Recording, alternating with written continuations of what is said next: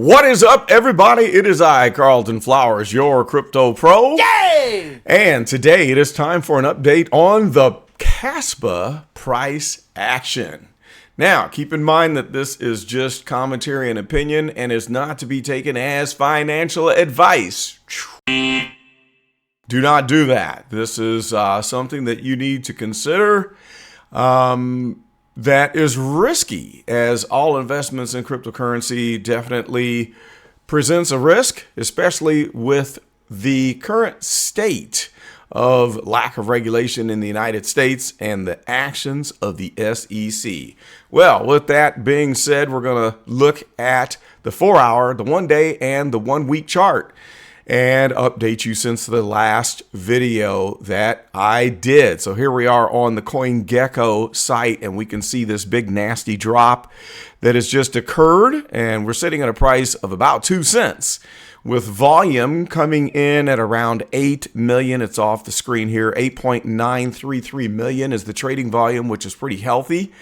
And looking at the 7-day chart, we can put this in perspective as we continue this downtrend, as the crypto market seems to be snapping out of that bullish movement and running into a funk. So let's just jump straight on over to the trading view chart, and here we are. So one thing you'll notice here, I have three green boxes here that represent support and resistance zones. So when we were back here bouncing around up and above this top zone, the question was, is this going to hold as support? And it did not. We failed it, went all the way down to zone 2, which held as support right here. We came up out of it, got back up into the top zone where we touched at the bottom, poked through, came back up, and it failed. And this is what we normally see happening. So since we were support here, let's just draw on the screen here and count the times that this was support. We had support in this area here. Let's do ellipse. There we go. So this was support. And then we were supported once again. And then, as I always say, it's once, twice, 3 times a lady. And after this time that we bounced in support, we failed it. We failed it miserably. So now we are out of the middle zone and we are headed to the bottom zone down here. So in the last video, we talked about the worst case scenario.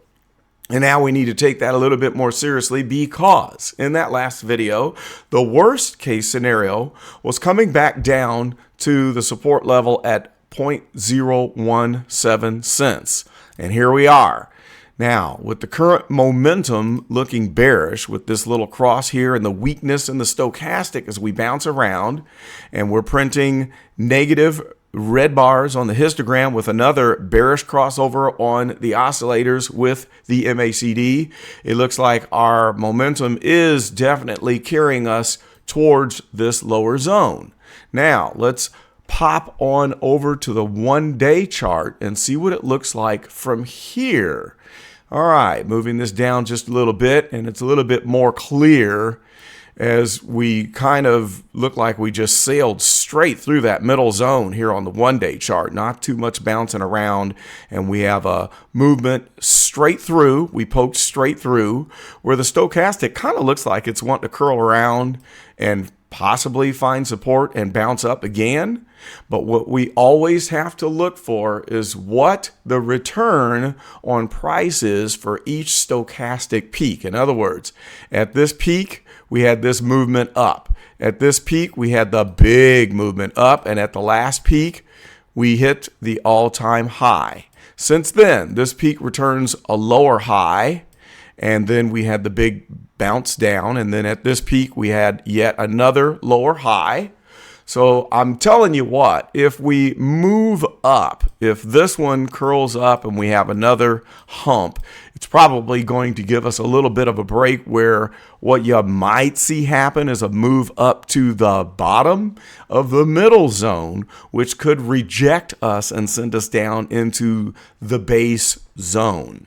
And with the stochastic, with the oscillators on the MACD showing an overall movement downwards with some strong solid red bars on the histogram going into the negative zone, it kind of confirms to me that momentum is down. So this could be a great opportunity for loading up for the long haul if we get down into this range. I might pick up some more myself if we do. Now, last but not least, let's look at the 1 week chart to get the overall. And we can see the strong move upwards here after the first all-time high. We peaked out here at the 1.1 cent area. Then we had that strong bullish move that plowed us straight up to the all-time high. And now we're falling out of that with a strong red candle that just tipped downward one more tick again as we're watching.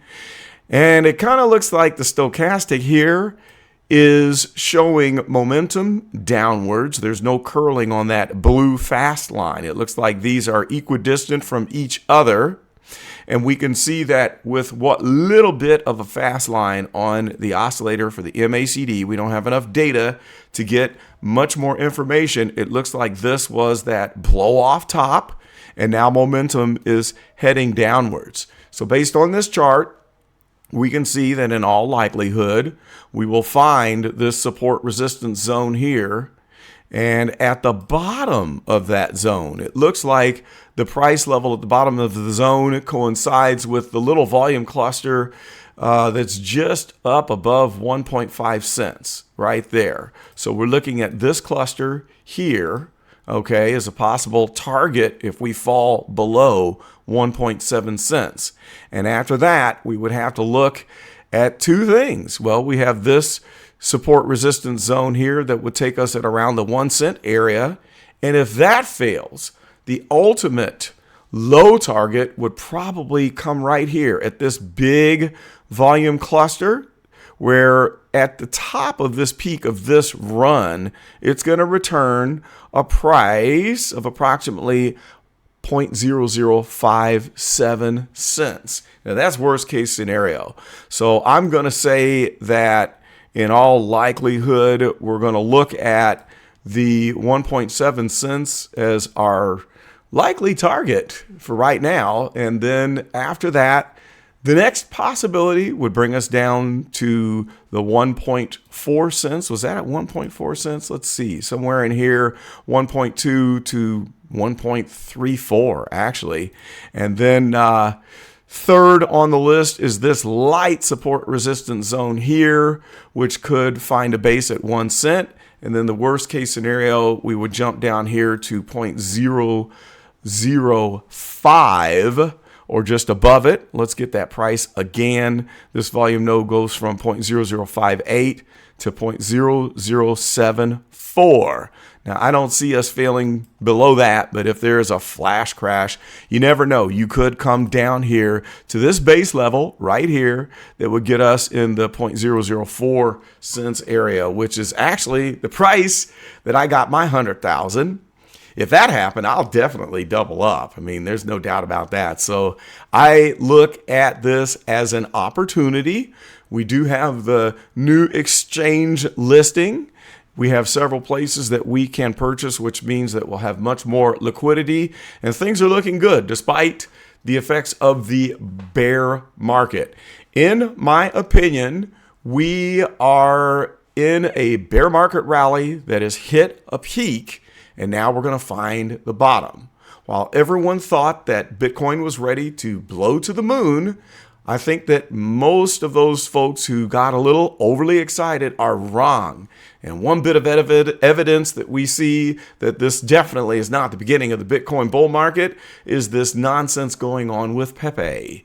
So good luck to all of you Pepe investors, which to me is just a pyramid scheme and a game of musical chairs where we're all going to circle those chairs, piling money onto the chairs, and when the music stops, everyone dives towards the chairs and tries to get that big lump sum of money.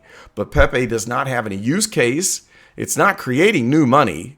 It's just everyone betting and gambling and circling the chairs and waiting for the chance to dive in and take a bag and cash it in. So we're just exchanging money from one hand to the other as all the degen investors, gamblers are taking a chance to try to get something for nothing. And that activity usually does not take place at the beginning of a Bitcoin bull market. So that's my confirmation that we are in the final drop down of the bear market. And what we just saw was a bear market rally. I think that Kaspa is doing very well performance-wise on this price chart. And for what it's worth, I think it's a healthy project. I have all the confidence in the world in it. And I'm very patient because I'm going to be sitting on this bag for several years to come. I don't want to rush this, and I don't really want to swing trade it too much. If I get another large bag, if we happen to get our worst case scenario, I could sell off enough to pay for the investment and ride it for free after that point, but I probably won't be doing too much swing trading. So that's all I've got for now. This is your technical analysis update for Kaspa. I will have much more coming soon. And please tell a friend, pass the word. I'm trying to get to 1 or 10,000 subs. And at that point, I can do YouTube stories and give you updates on the fly very easily and post charts so you can see when technical events happen. And it's something that I can do where I can throw a chart up within minutes. So pass the word. We're at 7,800 subs right now, and we need to get 2,200 more so I can hit that magic number of 10,000. And I would love it if you would like, comment, and subscribe to the Crypto Pro channel. If you would like to help me to defray the cost of producing the channel, you may do so with the giving of a super thanks, and I thank you in advance for doing that. Keep your eyes peeled. That's all I've got for now. This is Carlton, and I am out.